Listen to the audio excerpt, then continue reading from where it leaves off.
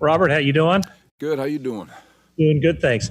It's just what was going through your mind when you saw Sherm go down and grabbing his left leg there, just an individual drill, and what did you see from him throughout the practice after that?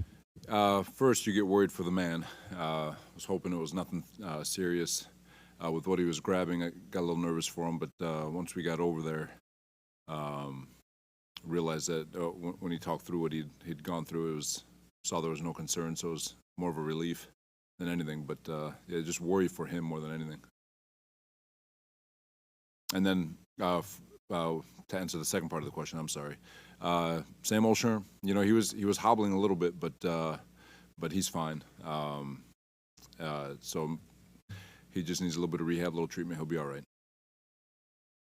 Robert, just philosophically, when a team like Kyle Shanahan's offense can utilize two tight ends and do a lot of play action, and those tight ends happen to be really good pass rushers, obviously with Jordan Reed in the mix now, what kind of challenges does that pose a defensive coordinator from a play calling standpoint in terms of just the versatility you have to prepare for?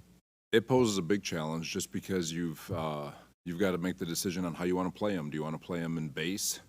And now one of those two tight ends has we feel confident about our matchups, but you're defending him with linebackers, or do you want to go nickel where at least one of them is being defended by a safety and then the other one's being defended by a nickel?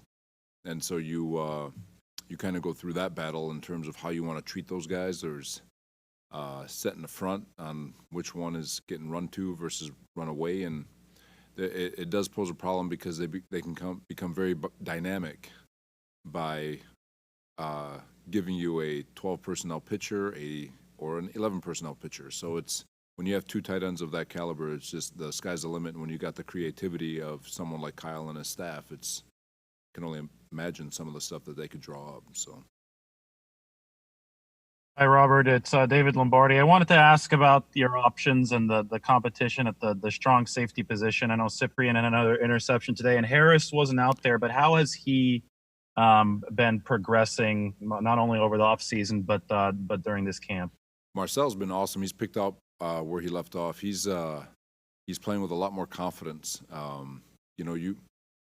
People forget that he didn't play his last year of college, and then he really didn't have any OTAs his first year in the league, training camp, really missed the first 8 weeks of the season. So he's and then you got thrown into the fire. So he's still relatively young, but he's got a firm grasp of the system, and he's been fantastic here to start training camp. So love where Marcell's at. I know I haven't gotten an update yet from the training staff on where he's at, the performance staff, but regardless, he's had a good start.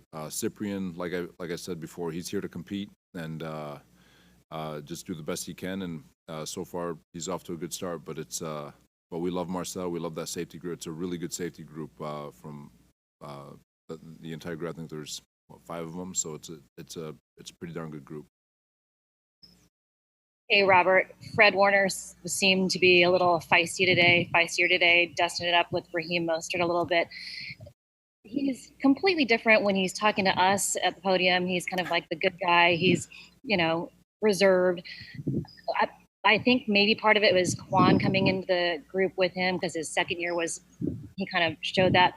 What is it about him that he gets on the field and he's that totally different personality?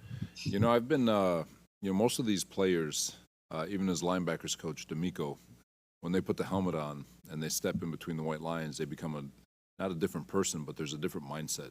And especially at the linebacker position, you can be a gentleman off the field, very smart, very intellectual, very, very candid, very, very polite, just like Fred and Quan is too. I mean, just if you really have a good, genuine conversation with them.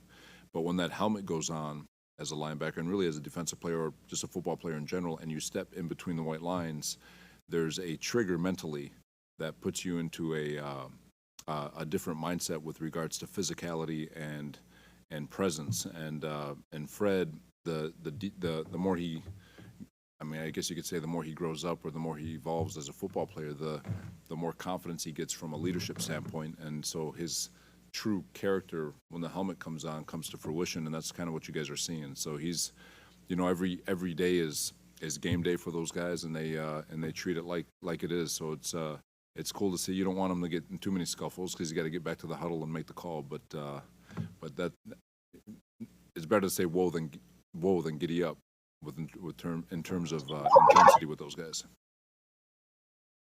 Robert, your guys had the 3 interceptions there in the red zone on Jimmy, and obviously that bodes well for how your defense is looking. What are you emphasizing with red zone defense this year that maybe you didn't in the past? It's you always do it. I don't know if it's any different, but every year you just talk about making sure that we're contesting throws at a minimum. It's a contested throw, small, very tight windows. You look at our red zone 2 years ago. We gave up a lot of uncontested touchdowns. It just felt easy. Quarterback scramble, and a defender would sit, or an offensive player would sit in a soft spot, and it'd just be an uncontested throw. And so last year, just reemphasizing and bringing back to life the purpose of red zone. What are we trying to accomplish in red zone? And I know the final numbers weren't good, but up until the last 4 or 5 games of the year, I think we're top 5 in the league in red zone defense. Didn't finish like that though at all. It was a rough finish, but the emphasis always is to compete like heck in the red zone, create tight windows, and make sure that there is no ball that's uncontested. And so as long as they're down there competing their tails off and triggering and making sure that there's body on a body when that ball is thrown, we like our chances in terms of from a competitive standpoint. Hi, Robert. It's David again.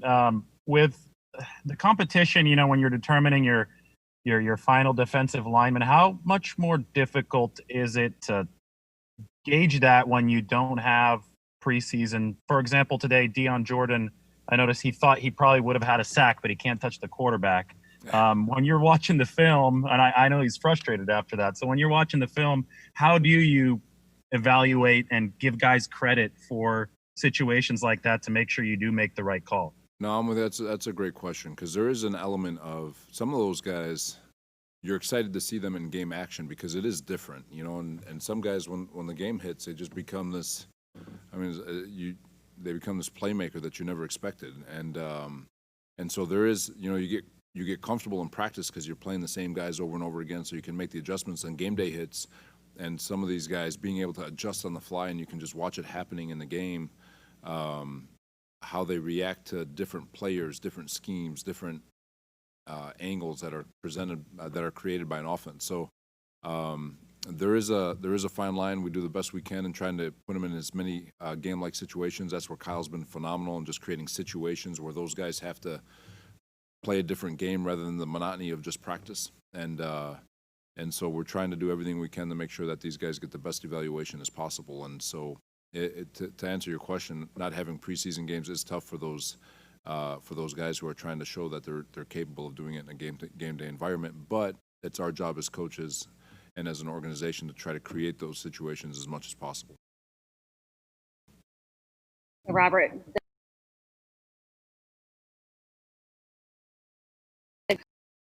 those guys to improve camp so far. Which 2 players? I'm sorry. Akello and Eman. Yeah, Akello and Eman.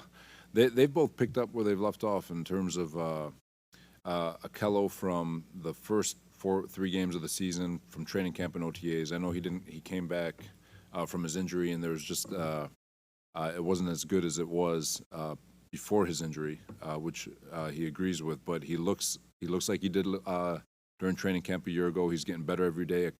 Mosley's stepped in, and he's gotten back to where he's picked up where he's left off. Verrett looks good. His foot speed and all that stuff is all there. Now it's just a matter of getting reps and getting comfortable. DJ's been competing his butt off. Dante Johnson, Tim Harris had a really good play in the red zone today. So they're, it's a group that's competing, and so it's cool to see them all work and try to bring everything together. And there's like just like the last question, it's gonna be our job to try to find ways to make sure that competition is as fair as possible, where those guys get a chance to showcase all their skills. So, Robert, early in practice, there was a little fracas between Javon Kinlaw and the offensive linemen. I know coaches sometimes say they like some of that intensity on the practice field, and in other cases it might be unwarranted. Where do you fall on that particular case? I don't know. I'm going to be honest. I ran to the safeties because there was a call on the next play in the script that had a goofy run fit, and I just wanted to make sure that they understood what the run fits were. So it's those guys always get heated. I don't look at it any other way than guys competing. As long as they understand it, keep your helmet on, don't take punches to the face, and if you guys get into a little shoving match, I don't read anything into it other than people competing. And it's one thing if it started because of one person being cheap, where we're not taking care of one another on the practice field. It's another thing where it just gets heated because you've been competing your tails off with one another, and it's it just becomes a pushing contest. So the great thing about this group, and that it goes back to Kyle and John and their staff, and they brought in the right men, and so you trust that those little scuffles are a product of competition rather than just people being bad